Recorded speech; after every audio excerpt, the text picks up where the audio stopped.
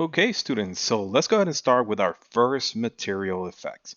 So we're going to start with the actual water surface. So for this, let me go ahead and show you an example of what we're going to be creating. Essentially, this is the static mesh with the material assigned to it. That's what we're going to be working with. And essentially to this, I have an instance material that is assigned to the surface. And what this instance material is doing is I have a bunch of parameters that we custom created for us to be able to generate all the effects and be able to manipulate it mostly in real time without having to go back and recompile the shader. So essentially from here, let me go and jump very quick. This is the actual shader that we're going to be creating, the actual material. I keep calling it shader because I come from Maya and Houdini. So essentially we usually call it shaders. But in here, I divided this into a couple of easy to follow sections that we're going to be doing. We're going to be first creating the material. From there, we're going to be making an opaque material, not a translucent material, so it's a more economical material to work with. And then from there, we're going to have a couple of properties that we're going to be working with, creating the base color. We're going to work with the specular and the roughness to control the reflectivity of it, and how much specularity we have, and the highlights. And then we're going to assign normal to it to kind of control the distortion.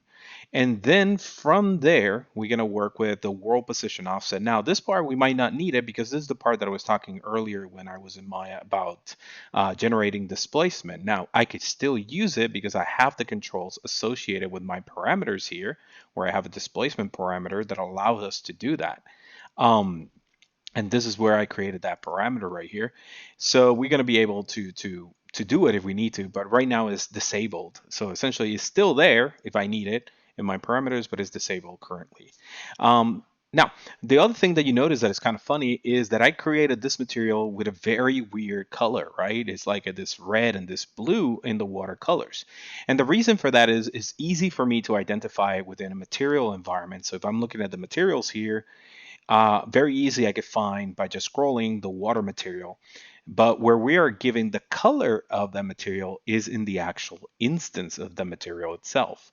So if I double click on that instance, these are the two colors. So that's the original colors that you guys saw on the shader, on the material earlier.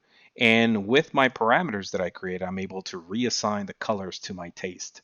So that's the little trick that I use there to be able to identify materials quickly, and things like that. And if I needed to use it as something else, I'm able to as well without having to compromise anything else.